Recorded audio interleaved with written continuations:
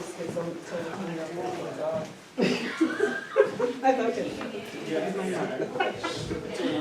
Shall I? Oh, I can. All right. They're probably okay. Probably. Good evening. We're going to open the public hearing for Summer Rec, Camp Raleigh or Teen or whatever we are calling it. So Caroline's going to be moderating it, so we'll begin as soon as everyone's ready. Hi there, thank you all for coming. We're here because budget season leads the board to lots of difficult decisions. At the same time that there's sort of the recap of how did summer recreation go this year. Summer rec, referring to Camp Raleigh primarily, which has been it has completed its third summer, but Team Camp also, which has been through its second summer, are a new iteration of summer recreation programming that has been volunteer organized, shall we say. And this was the case for decades, that summer recreation was volunteer organized. When those volunteers resigned 4 years ago, the select board at the time cut the programming for similar kinds of concerns, liability and safety and such. So this group of volunteers was charged with safety, recreating the program in a safer way, but also administering it under the select board's guidance in a way in which it would bring in as much revenue as it was expending to run the programming. So a group of, I don't know what else to call them, but tenacious workaholics got together and did a fantastic job with what we've experienced for the past 3 years. And they've come very close to becoming what we call revenue neutral, with bringing in about as much money as they expend. But there are still some little things falling through the cracks and some bigger concerns emerging here at budget season. And so there are some complications which are clouding the board's decision-making process about how to move forward. It's very difficult to run programming by way of volunteers. You can't hold volunteers accountable. You can only hope that they show up and do a certain level of things. You can't admonish them when they quit due to family problems or whatever else may happen. If a program's running, the town is then committed to running the program regardless of these volunteers that the town has come to rely on. So that's kind of a functional disability of the way this has been set up, which will continue to be a problem for the foreseeable future because of because completely staffing the administration of it seems to be prohibitively expensive at this point, but maybe something that could be worked toward perhaps. So the volunteers, while very competent workers they are only a few number of people who have an enormous task before them, and they've done a great job with what they've done, but now there are fewer of them with a bigger task before them. The bigger task before them is that we need to stop the little balls from dropping, because it's not really clear who is responsible for individual tasks. So it was put to them that the way to move forward, if this is to move forward, is that we would need to have job descriptions for all the functions that the committee does. They write grants, they manage registrations, they do a number of things. They interview prospective employees for recommending to the board. And all of these things are time sensitive and have details. Come on in, have a seat. And we need to make sure that every aspect of all these jobs is that everybody knows what they're signing up for and what the calendar dates are to meet with each of these tasks. So then in addition to that, there are a bunch of policies and procedures that we may or may not have. Part of the problem is that we're not really sure of what all the deficiencies what all the deficiencies may be, because we've never had a fully documented program. So here we are in Rollinsford, where we live near bigger communities that function more efficiently and have higher levels of service. And we're in a smaller community where we are not as fully staffed. We don't have that same level of staffing, and we just can't function in that same way. And so the problem before us is, if we are to move forward, we need to write programming and hope that we can get this program to the place it needs to be to alleviate liability concerns. The select board's been talking about whether or not to fund a rec director who would be part-time, except in the summer, who might help with this. That comes with its own challenges because it's not budgeted for this year. So it would certainly be helpful to start that task now, but that's not been funded for it with 2019 dollars. If they were to even put it in the budget for 2019, that budget is not approved until until March. And so that person, so they're kind of taking a risk at using budget dollars that have not been approved. If the budget is not passed, then they've already expended the money to have this rec director. They'll end up in a default budget, which creates its own, budgetary challenges, and then they're funding this rec director with this shortfall. So that's another decision before them. The insurance company, Primex, that the town works with, had offered to review some of our policies, the parent camper handbook and the staff handbook. They have since decided that that is beyond the level of that which they will do, because it just requires so much work. It's beyond commenting, but it's really the writing of it. So for whatever reason, they're not going to comment. So the other challenge is that their suggestion is that it will require legal dollars, town council to review any documentation for this to move forward as well. Not that the board can choose in what manner in which it goes forward, but it is the advice of the insurance company that the documentation be reviewed by town council before we decide that the program is ready to run. Any attorney would need some time to do that, so the program would have to be written with enough time that can happen before the program is set to run, or before even registration's open. So the timeline for all this is quite constrained. So that is the background by which we are bringing forth this conundrum to the people today. It would seem as though people would come to a recreation public hearing at risk of camp closing who are interested in supporting camp. That comes at the legal cost. It would take some of my time, which I'm happy to do, but is the decision of the board to take my time away from other things that may be in the office. So anyway, I think that's a bit of enough of a background. I'm going to start with a letter that the select board received via email because it's an opinion to be read before you and for everyone to hear, but it also, just for your information, this is a resident who does not have children, but a resident. In the years prior to Camp Raleigh, the town budget for the summer recreation program, was approximately $17,000 for labor alone, and the accounting for the program expenses left something to be desired. Once the newly constituted recreation committee began, the members were told to make it safe and revenue neutral, the latter being a big ask considering the prior budget. The committee has made the program safe and nearly achieved the goal of revenue neutrality. The total cost of the town over the past 3 years is well less than the expense of one summer's labor budgeted in prior years. The Recreation Committee should be commended for this. Now, it appears there are additional concerns to the town select board, such as liability, especially liability as to children with disabilities who attend Camp Raleigh. Another worry is the cost to the town for the administration of the summer recreation program.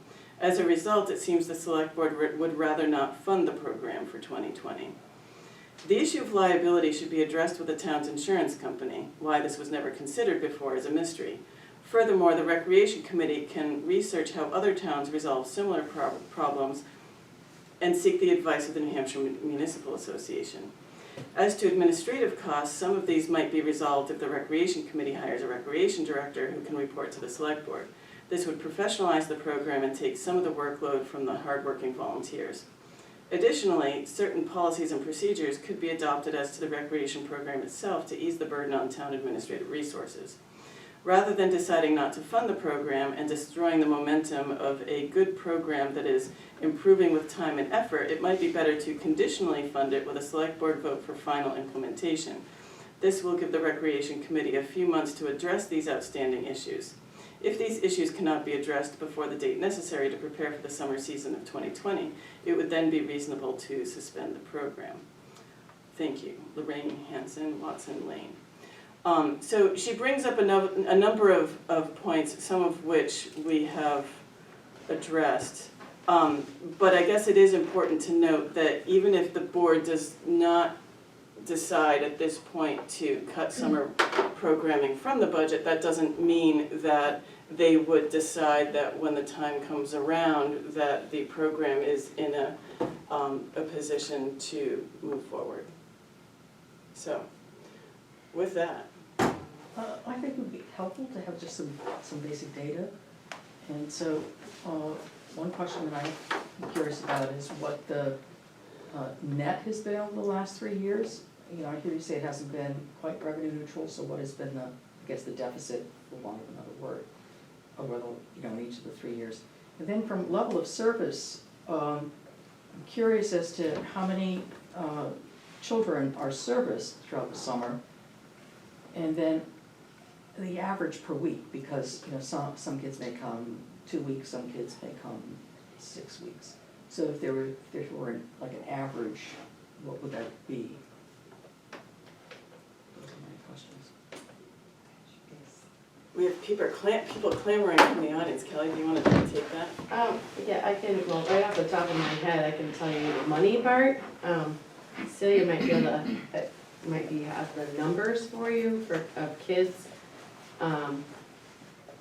Last summer, we were about 3,500 in the red, and I believe over the last 3 years, this past summer, yep, we've been roughly about that. So it's $8,500. Is that our total that we did? 8,500 Over 3 years. over 3 years. But about 3,500 a year roughly. Yeah. 1 year it was as low as under 2,000, and then the next year was 2,000 and something, and this year was the first year. And we came in between 3,500 and 4,000. And I know this past summer, Camp Raleigh had 85 kids enrolled, and teen camp was 18. So- I have those numbers in my head, I don't have the It's other. not an average.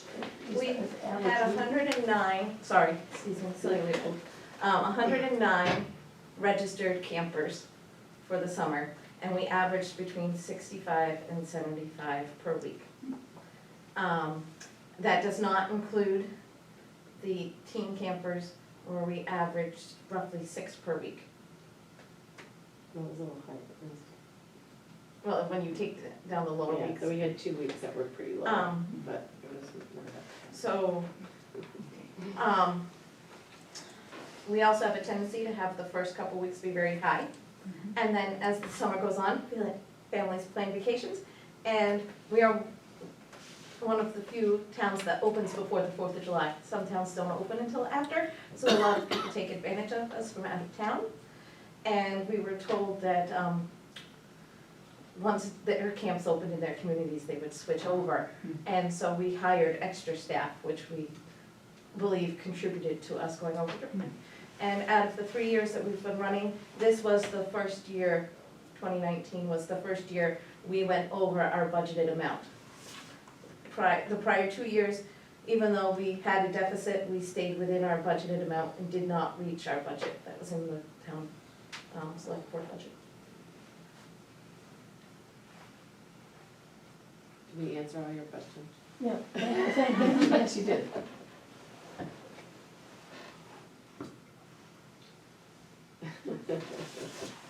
Judy? There's an awful lot to unpack in all the Yes. information, and I'm not holding it all in my head, but first of all, I also wanna say again, the people who've been running the rec have done, I think, an enormously tremendous job. From just what it's been for the last 3 years is, I think, something exceptional. People talk about, I hear a lot of good things about it, so absolutely exceptional. I would urge the select board to seriously consider funding a director, a year-round director. I think that it's a commitment to our community, but also even some of the surrounding communities who send people here. And I have no idea what it would cost. I have no idea what the actual liability concerns are. I don't know if there have been claims. I don't know if it's our insurers who are concerned or if it's just a general concern. I don't really know, and those things have to be answered, of course. Given the school board has currently been given a new policy that is a required one, which is student wellness, about being more active, about making sure children have a chance to be outside and be active every single day. I think this adds to that. It's making the school board look more at how to help kids be more active during the year in school, but this is not during school hours. And the wellness program is, of course, for all children all the time. It's not just school children, it's for all children all the time. And I think a camp, like Camp Raleigh, goes a long way to encouraging children to be outside every day and doing some of the activities that they do. There are a lot of things I wanted to comment on, but there's so much there, I'm sure I'm not remembering even all the things that have to be unpacked. But as a citizen of Rollinsford, I believe that it would be something that we should seriously consider as a service going forward in any way to support the volunteers who've been doing a tremendous job. I'll add a little bit to what you touched upon, the liability concerns. There have not been any claims. There were just a couple of incidences this past summer which brought to light the fact that we don't have policies around certain things that might happen, and we don't know that we hire teenagers for counselors. We don't know that we can pretty much know that we're not giving them the training that they need to act accordingly if certain situations happen, and yet we know that we're not even aware of what all the situations might be that could happen. So there were a couple of behavioral things that happened. Certain children with certain needs that we were not staffed for and we were not ready to accommodate, which the staff handled quite well, but it has led the board to be concerned about, we kind of lucked out that they worked out well in that they could have been different kinds of needs that resulted with different outcomes that we were not prepared for. And so there is a behavior policy in the student camper, the camper parent handbook. It's not really clear whether or not, other communities use that, and that's clear and that's fine for them. We're not sure that it's not discriminatory. Just because other people are using it, that doesn't mean that it is, it doesn't mean that it isn't, but it's something that we should have town council review. If something happens and a student is expelled because of the behavioral policy, are we liable to refund their registration fees or not? Are we, any one of a number of needs, people with some kind of needs could register for programming, and because of the ADA, we have to accommodate those within certain reason, and we don't know how to forecast or budget for that. So it's not about a concrete anything that actually happened that led to a claim, to answer your question, but it's just more about general liability concerns and with regard to things that could happen, but also with regard to budgetary aspects in meeting needs that you can't forecast. Celia?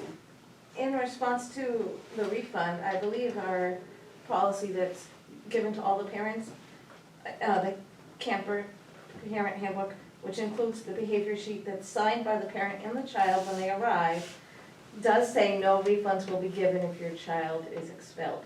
So does that cover us?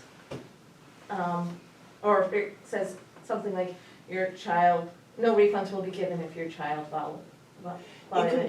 You can put anything in writing, anything can be challenged. So you can say that, and you can hope that people go along with that, but anybody has a right to challenge any kind of policy. And so that's why it's prudent to have it reviewed by town council to be sure that the behavior policy and what they're signing off on is what? Reasonable for most students, is, I guess, not discriminatory is the bar that we're trying to set. So, while we can put whatever language in our policies we want to put, that doesn't mean that they carry water, that they hold water. And we don't know. And so there are all these things about all these policies that we just don't know. I also have a question, talking about policy and procedures.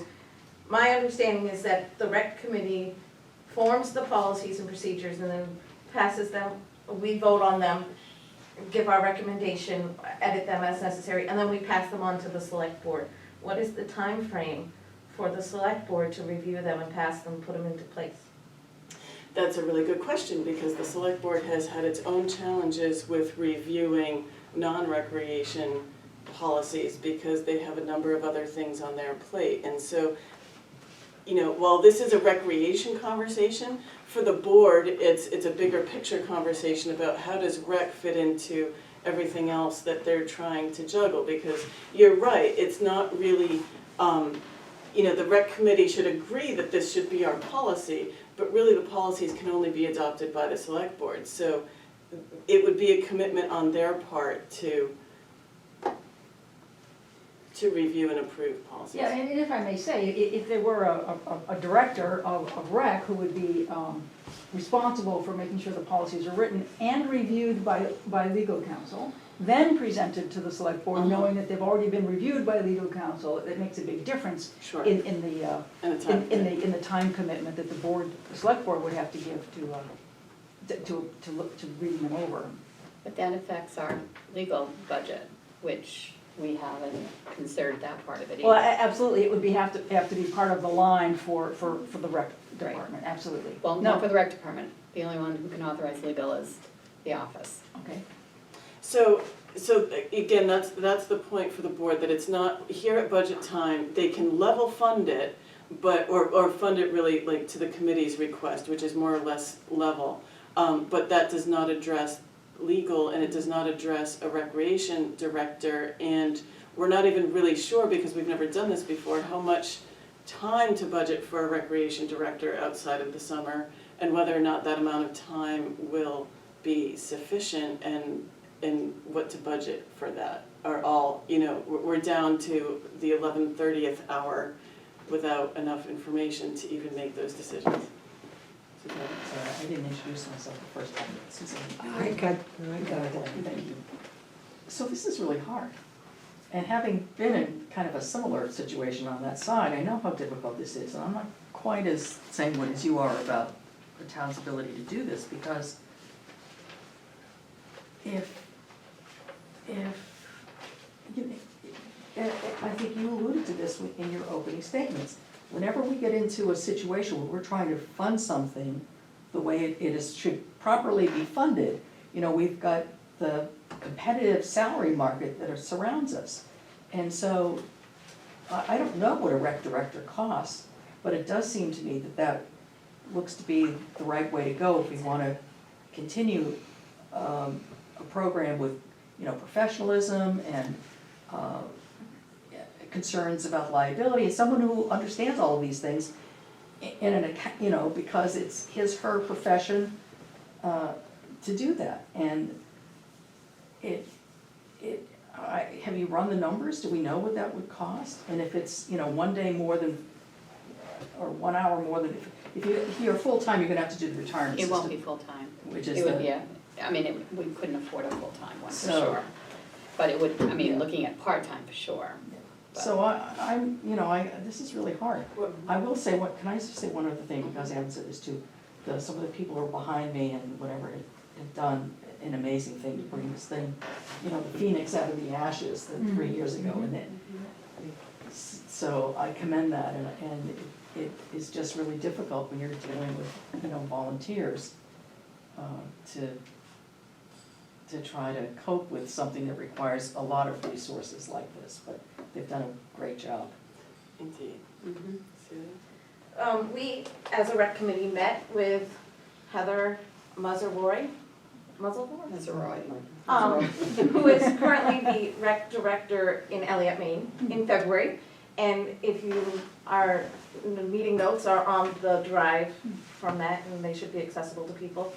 In that meeting, she says, the going rate is between $15 and $25 an hour per, person for a rec director.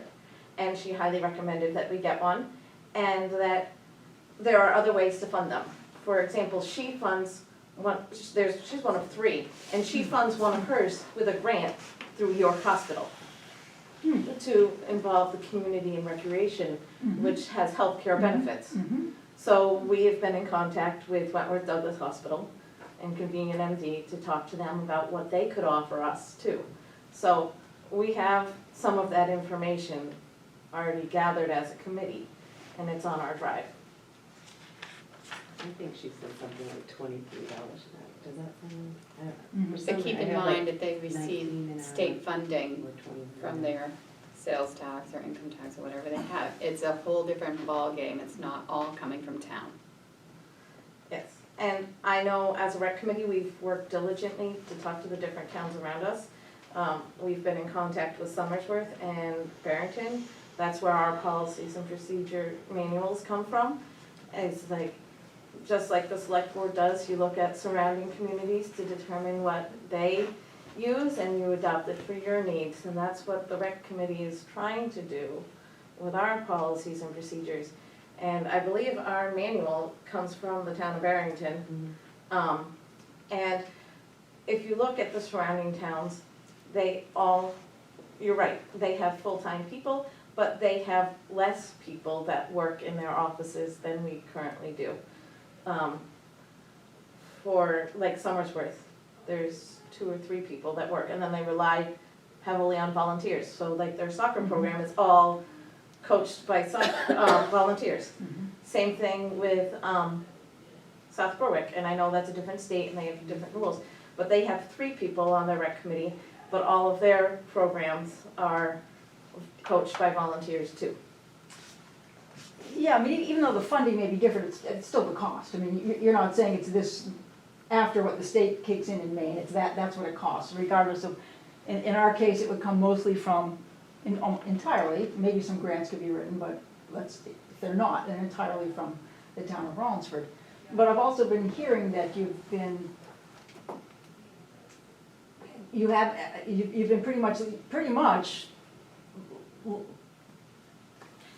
pretty much even, and nowhere near the 17,000 that used to be budgeted is what I'm hearing.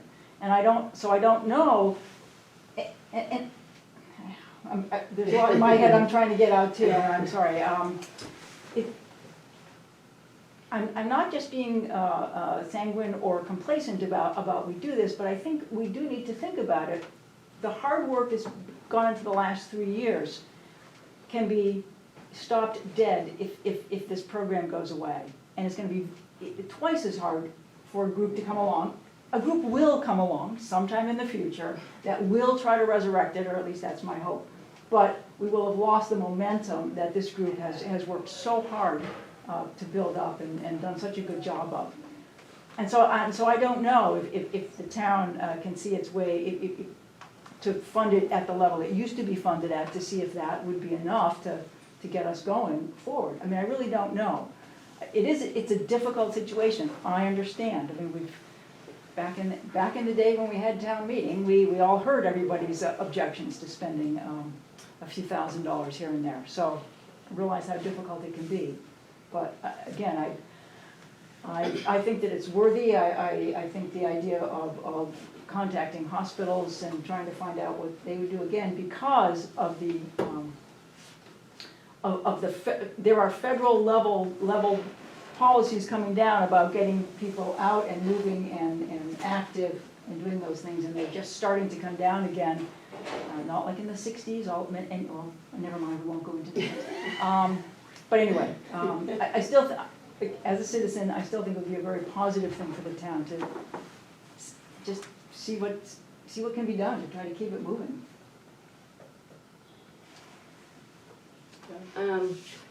Judy, and that, it's really great that that's coming from the school board, because I think, Well, it's coming from me as an individual. but- well, the wellness Yeah, that part, wellness right? policy, yeah. So, this is why I got involved with this. Because, my passion and my hopes and seeing all that, is athletic related, and my vision that I brought forward to the rec committee hasn't always come through as keeping our kids active and trying to get them motivated to be moving. I mean, we saw that a big problem within our teen camp alone, that the one, couple hour period of time on Fridays that we're supposed to be getting them sweaty and moving was, I don't wanna do that, or people wouldn't show up. So, my whole thinking is, well, how do we address that? And so what I actually talked, I don't even know when it was, a week or two ago, that Celia and I came in to talk about our program. And we did talk about, let's not have teen camp, let's focus on Camp Raleigh and take that budgeted money and then hire the rec director. I think it gets very dangerous for this town. People stay in their houses, people don't visit other people. If we cut this program in the summer, kids aren't gathering at the school, parents aren't gathering at the school. This is a big community issue, not just a safety and a safety issue for parents. It's also a place for their kids to be safe while they work. And, we have extended our hours to 7:30 to 5:30, which was never, it was 9 to 3, the original hours. So, a lot of parents need us. Can they go next door? I guess, but honestly, I start thinking about it, why do I live here? I have 5 kids, I gotta ship my kids to Dover and Somersworth and South Berwick to do anything recreation related. Why are families gonna move here with young kids? I mean, I think that's a serious question that we need to think about in progressing this town forward. And we have a lot of new houses being built, but if we start cutting programs for kids and families, who's moving into them? We just got an email, and I don't know if, we talked about the Sandy Bank rec area, that I just got an email from Tamara to talk about that and talk about what we can do there. Gosh, I would love to see a rec building and a tennis court and a basketball court, right? All in there. That's my vision for our town to gather. It's gonna lose some of its cohesiveness and some of its special, place to be for families if we get rid of this program.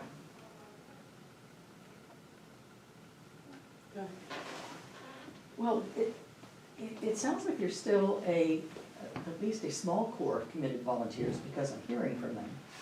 There's 4 of us remaining, I Indeed. believe. 5 if you count the ex officio. And 6 if you count the Which is town not- administrator.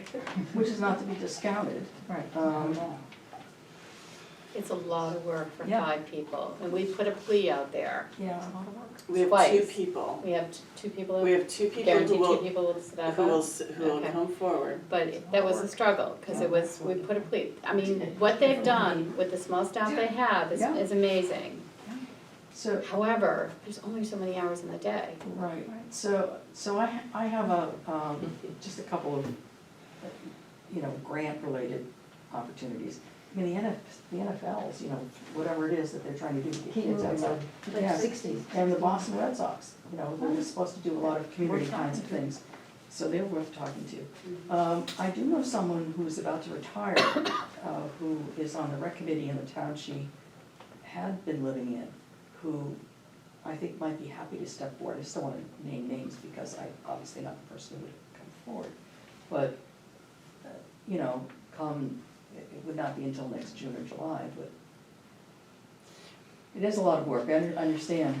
And the problem is that the lot of work is right now, and it's very time sensitive. What is the, So here we are at the end of 2019, in 2019's budget, where rec funds are expended and we need a rec director to help move us forward.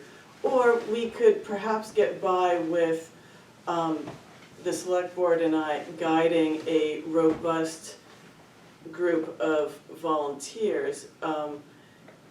Whether, it's just about the board deciding to allocate the time, my time in that way, and can we get the program written to the point where we all feel like we've got nets under all the balls that have been dropping and we feel like the program is secure with enough time that if the board wants to send it through legal review, we can do that before registration's open and we start hiring staff. So we need to, so they have the winter here, winter with volunteers and my time and maybe a rec director, maybe not. The rec director, again, is a challenge because it's not budgeted for 2019 and we don't have approval of 2020 funds until March. So a rec director is going to handicap a budget or both budgets, potentially, until we know this is up and running. But wouldn't a rec director also maybe come in and set priorities? Maybe you don't have to have a net under every ball that's falling. Maybe you don't have to do everything right away. But maybe well, yeah, that person will have to be paid, yes. I'm getting that in my ear here. But perhaps would be more efficient and effective. I don't know, I'm just throwing You're it out. quite right, it's just what is that minimum? Where do we set the minimum bar? And does it reach that bar? And, looking for those grants, it's just time intensive to manage and the board has to choose to dedicate the time in that way. is it helpful to consider not doing the teen camp? Is that helpful? It's helpful, whether or not it's enough is Because it does make a certain amount of sense to say, okay, let's concentrate on our core, and let's try to get that really on sure footing, with the appropriate personnel and everything, and then at some point in the future, if that happens, then you can consider perhaps doing something for older children. I mean, that's another consideration. I'm sorry. I think Okay, I'm done. can you verify, isn't there an overlap in age too, that some of the kids who are in teen can still be part of Raleigh? Wasn't there some kind of a Yeah. age lap? So It was just a if the kids were different- 12, the parents could either put them in either camp, Mhm.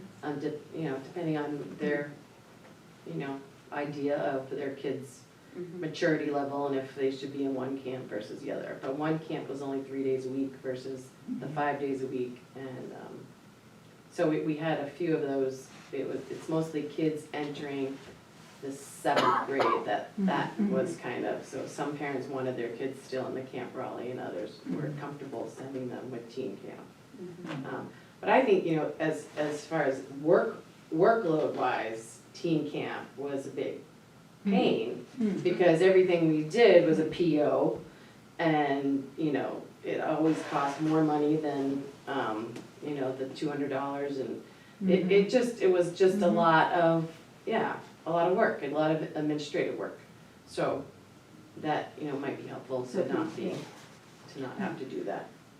I So- would beg to differ. I think the teen camp is beneficial. A lot of the kids I've talked to that are in 6th grade now, that didn't make the cutoff, were excited to go to teen camp, so I think we'll lose some that we may never get back. And teen camp has made a profit every year that it's been in existence. And teen camp's also a program that can be set up in advance. We can get all the POs, we can do the schedule, and everything can be done in March or April. And it doesn't matter when we, like, if there's a bad weather day, we can switch the activities around, and it's just a simple phone call to the bus company, say, here we go. And it's one staff member who's running that whole program. The last 2 years it's run, we haven't gotten enough people to do that, and they are paying more per week for those 3 days than a Camp Raleigh resident or a Camp Raleigh out-of-town person is paying for a full week, 5 days a week. I mean, the only reason we were in the plus though is because I drove. So that's, I drove 4 trips. Can I ask, when, Could you, I'm sorry, could you state your name for the record? Greg Kearney, Gregory Kearney. I'm just curious, when it was determined what the cost per kid would be for camp, was the intention to set the rate at a point where the whole program would achieve Yes, the neutral, budget neutral? yeah.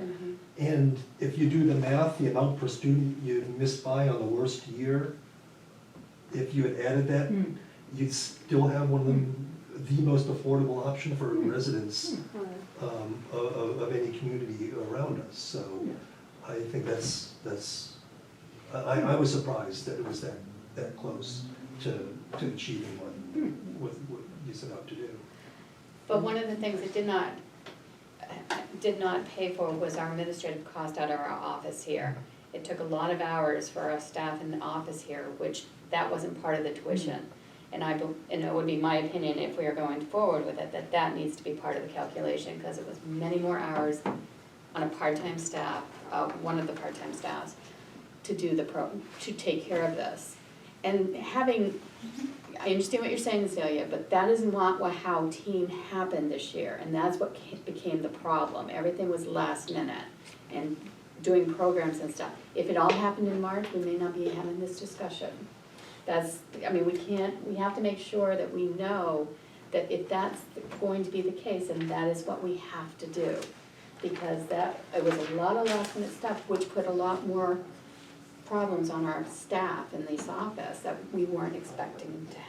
So if there are enough volunteers that everything can be in order and is done Right. well in advance, it's not all about the revenue neutral, so that was one mandate, but if all the pieces and parts are worked out ahead of time, it would be smoother, and then it wouldn't be such an administrative lift on the office. But as it is now, both programs are requiring a lot of administrative assistance. So, in that way is what I meant, that it would be beneficial at this point to focus on one, because you've got volunteers, and because time is precious, and because the available help is precious. It would help the one program if the one program could get as much focus as is available. But ultimately, anything is possible if there are enough volunteers, enough help of one sort or another, and that the board decides to delegate office help as well. Suzanne? So, it makes all the sense in the world to build in administrative overhead as the cost that a rec program or any other program might have to meet. And you can understand at the beginning where you want to give a program a leg up, that you might not think about doing that. But, as a program reaches a certain stage, it's entirely fair, and from an accounting point of view, it makes sense to include administrative overhead, which would include whatever legal review or whatever you might think to have. So, that's something to consider. It sounds like there's still room to increase the rate for the program services and still be competitive with surrounding communities.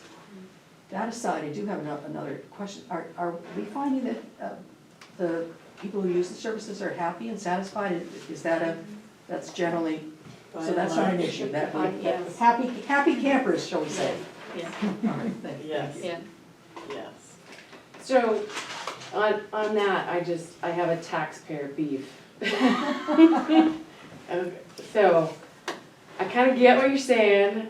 I'm a taxpayer in this town. My taxes pay for Caroline's salary. They now pay for the new bookkeeper's salary.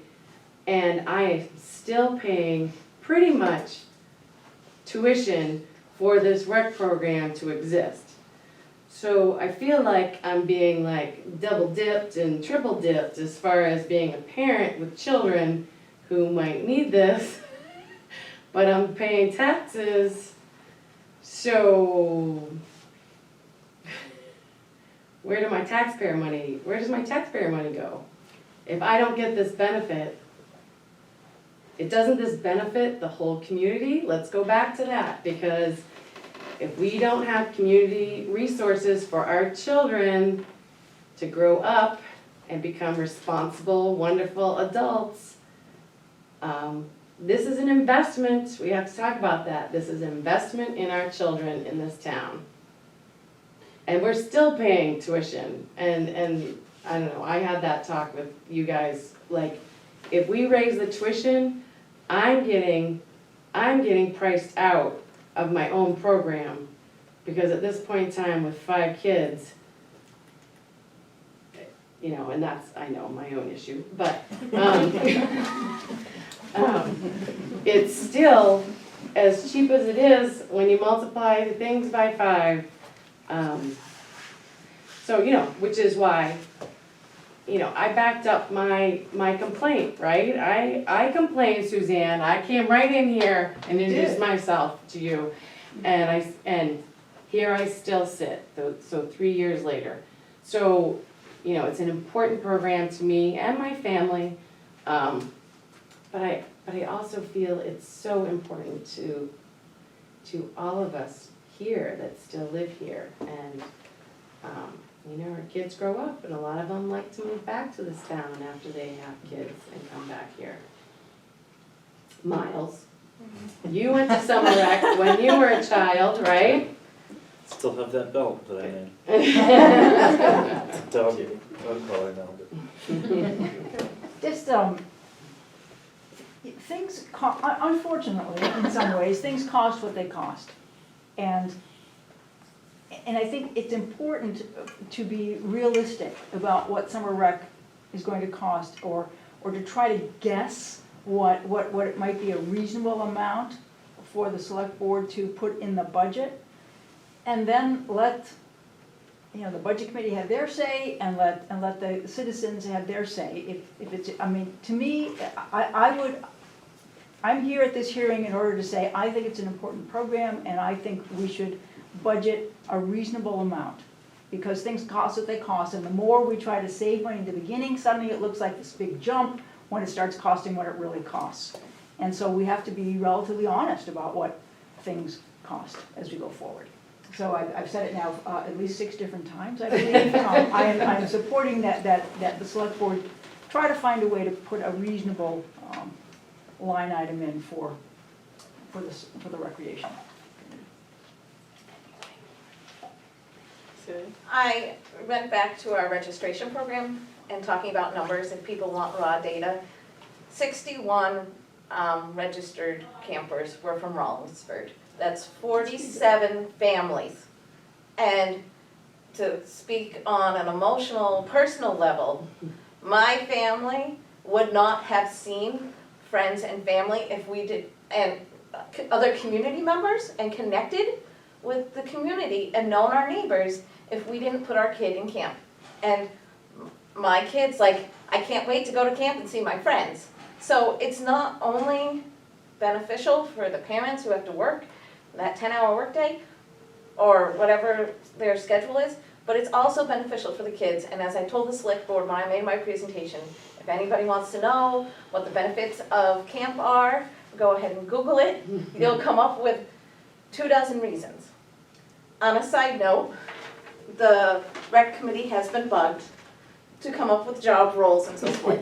This was a document that circulated through our committee earlier this year with all of the dates and roles, and it just needed to have people sign up for those roles. It's double-sided, it's the roles. And I did just send Caroline today, because I spent all day working on roles of the committee, the camp staff, and some town agencies that we would utilize, a 12 to 15 page document of all of the tasks that, like an individual does, how they go through the committee to do it, how it goes to the select board after it goes to the committee, what we expect of the camp administrators, and so forth.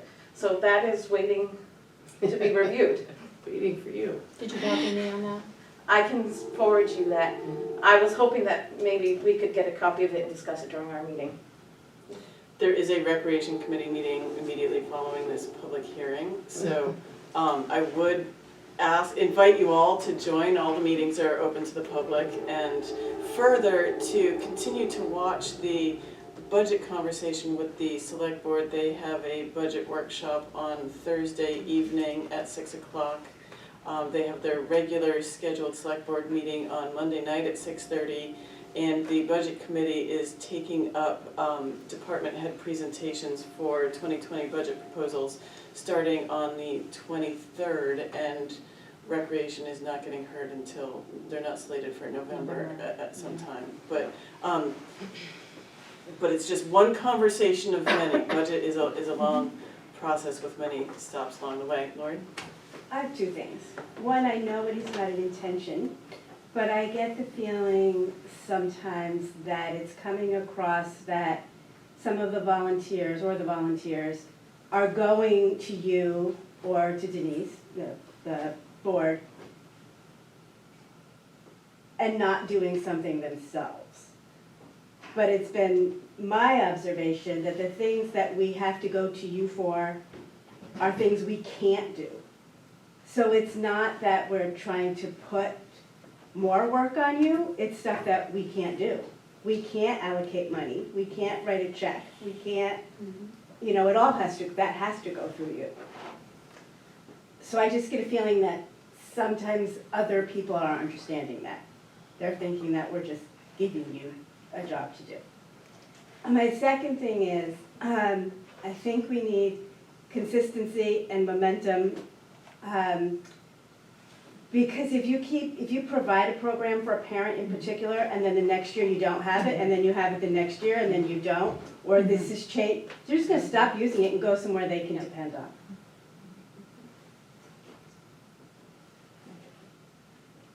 Indeed, yes.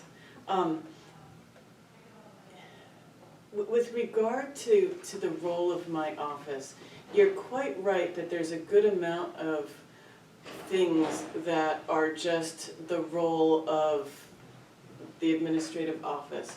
There are other parts of the program, though, that if they were figured out ahead of time, or if they were a documented process, a lot of times if a committee member had a question, they could reference a procedure that doesn't currently exist, or a policy that we don't have, or something like that. But we have these conversations about, this is how we're gonna do this, and then it comes time to do this, and people don't remember, or they forget part of it, because that's not what they're thinking about all day long. That's not like their bailiwick. They do their day job, they spend time with their family, and they don't remember, how do we pay for this field trip? And so there are some questions that come up, and there are like sort of individual strategy sessions. Like every committee member's got their ideas, which is great. I mean, this is how this moves forward. This is how things get created, and I don't mean to take away from that, but my hope is that in a well-documented program with timelines, and this is a good start, Celia, thank you. You can thank our previous chair. it's helpful, but it's helpful for the committee members to have, for everybody, committee members, rec director, the select board, the staff, for everybody to reference documents so that they know how things are supposed to be done, when they're supposed to be done, in what manner or to whom they consult about certain things. And so there is right now traffic in my office because of that. So it's kind of both. But I don't think that's anybody's fault, really, and it's just the nature of, again, a volunteer organized program, and being accountable to the way government has to operate, and volunteers aren't used to that. I've said it before to Kelly, like I wouldn't be putting you through the ringer like this if it was my personal company, but when you're government and you're working with public funds, you gotta operate at a different level, and so, you can't expect volunteers to be used to that and to understand how these things have to operate. So, anything is possible. Having it in writing so that people can reference things would help a lot. So, yeah. I would just like to reiterate some of the comments that have come up tonight, that the select board strongly look at what will be lost if this program stops, and consider postponing the decision, maybe not adding more to the budget for a rec director, but keeping the budget as it is and just postponing the decision until March, when town meeting comes around and we see the progress that the committee has made. Because the groundwork laid by the committee over the last 3 years has been quite a lot. We have on our drive legal statutes about staff and inflatables and all of that, that's at our fingertips, that all we have to do is call up for you guys if that's what you want to look at. And I've invested a lot of my time looking at different funding sources that we could talk about that would alleviate some of the strain on the town. We could, if we get a facility like Kelly asked, we can charge an admission fee, and that has to go back into that building. We can get some of our buildings and stuff, can't go through our budget, they have to go on the CIP because they're such large projects and we're a town entity. And there's also a revolving fund, and there's also a fee-based structure where the fees come right in, they go to the treasurer, and we have to request from the treasurer that the money collected be paid out. So there are different funding options to alleviate some of the stress on the town, but we've worked so diligently to get the program up and running and to meet the requests of everybody involved that there hasn't been much time to review that as a group.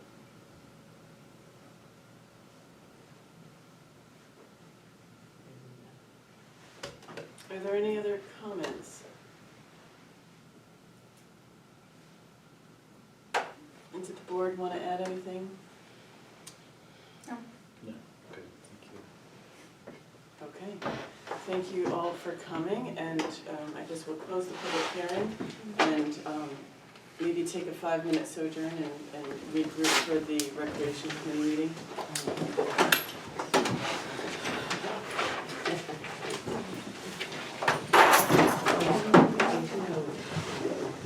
Yes, I'll scan it and give it back to you.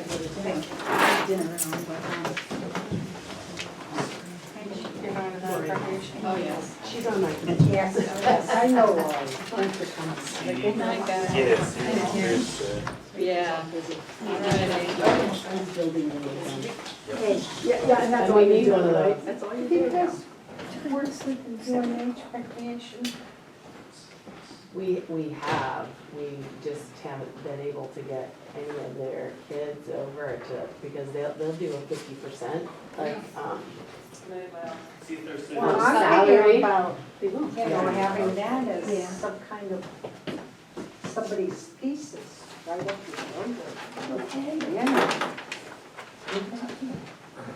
From our friends used to be Used to be the chair of the town, she's not anymore, she's Yeah. retired. So who, Is the committee there?